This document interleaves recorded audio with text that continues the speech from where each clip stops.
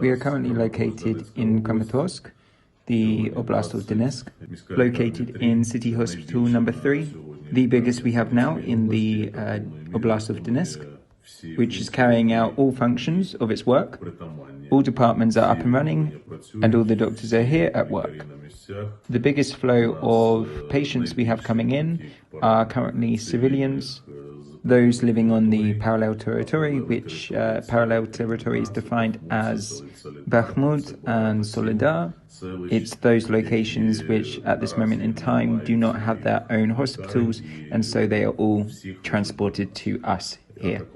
And also, of course, a big number of military personnel who are also located on the front lines. They are firstly transported to us, and then once we have given them all the help we can, we then send them on to Dnipro and other big cities of Ukraine. So, of course, we have a hell of a lot of work. We are constantly giving and providing a big volume of medical help. And then, of course, in this, we are incredibly grateful to the civilized countries such as America, Britain, Poland, the Baltics, Czech Republic, Slovakia, and many other countries which are giving us medical aid, such as medical apparatus, medicine, ambulances.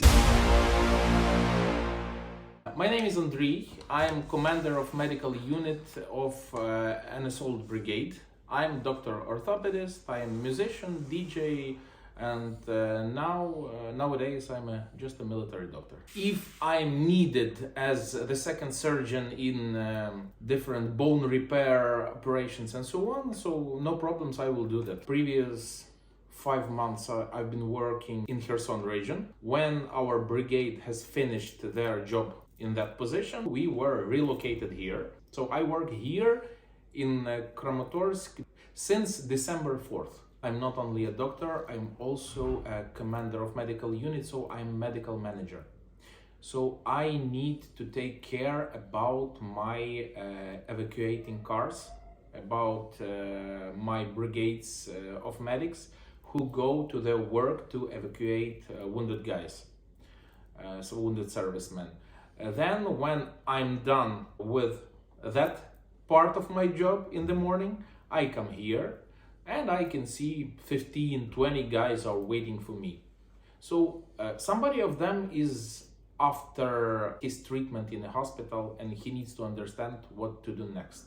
Some of them is just freshly wounded and he needs help right now. Severe wounds, they immediately go to the shock room and then to operational room. Mostly I work with those different shrapnel wounds. I take off that parts of metal from servicemen.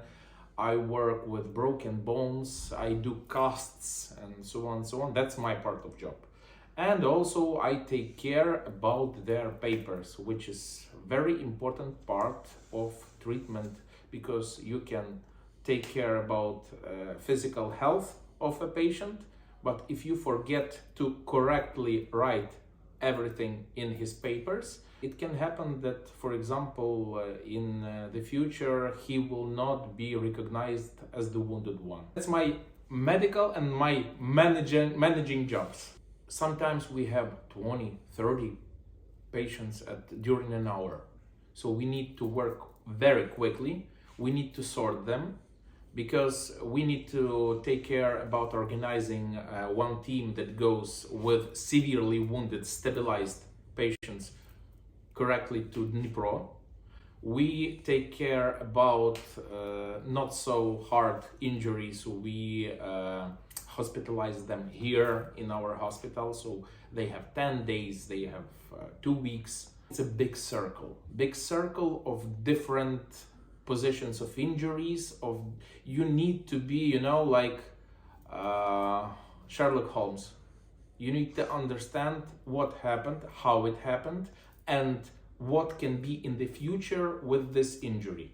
Every time when we need to amputate both legs or something like that, you understand, you will remember it forever. So you can see a guy who is 24 years old. He asks you, doctor, are my legs okay? I say, man, no, they're not okay.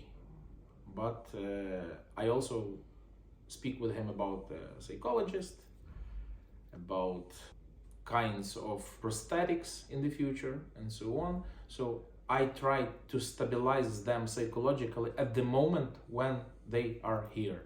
Because previous 6 months I've been working as an evacuating doctor. So I've seen many deaths, I've seen many severe, hyper severe injuries such as brain outside and something like that. So I understand how it is important to speak with those guys who appreciate very much that you take care about them, that you are not only doctor, but you take care about what's going on. You are, from their tribe, because yes, army, it's like a tribe. Yeah. You're my man. I will listen to you, because I do not believe a civil doctor, but you know how it is to be a serviceman, so that's why I believe you. So yeah, and I understand I need to use this moment to protect him from the future, depressions and so on, as I can do it. I don't know whether it works or not, but I suppose maybe on some 2% it works. Doctors are the most protected, psychologically protected persons in this war, because you've seen that before the war. Anyway, you've seen that in car accidents, patients who came from car accidents, you've seen it from bike accidents, from skiing accidents, and so on and so on. I've been working rather long with skiers on their competitions, with free skiers, with high climbers. So they usually got injuries. So that's why when first day I was on on evacuation, I was not frightened. Okay, I need to work. I've brought my 2 guitars here, and every evening I play. I'm managing things about my band, because my boys are still doing rehearsals in Lviv. They are waiting for me. We are planning the all-European tour and something like that. I do not live the war. So I do not speak every time about kinds of guns, kinds of bombshells and so on. I speak and write with my friends about guitar pedals, about new guitars. I speak with my daughters about what do they draw in the school, what dance they have learned on their dancing studios and so on. I do not live war, I live future. I live the life, now I live the life that waits for me after the victory. You did mention psychological help and the importance of psychology while speaking to your patients. So do you have a psychologist here on staff, or Yes. How does it work? Can you tell us just a little bit about that? Okay, it's a rather big room. We have a civil psychologist, a great woman who knows how to speak with servicemen. So, for example, I had 3 days ago a guy with great depression from our unit, and he is not as a colonel, and he was in a great depression because of death of his friends. After 40 minutes of speaking with our psychologist, he started to smile, to joke, and asked me when he can return to his unit. So psychologists, they are magicians, if they know what to do. If they know correct words and correct way how to speak with the guys who have seen death. We need to start absolutely great psychological work right now, because after the victory we will have thousands of psychologically broken people. Some of them will lose their family because of war, because not every woman can wait for such a long time. Some of them will just be psychologically wasted because of loss of his friends. Some of them will have problems with alcohol.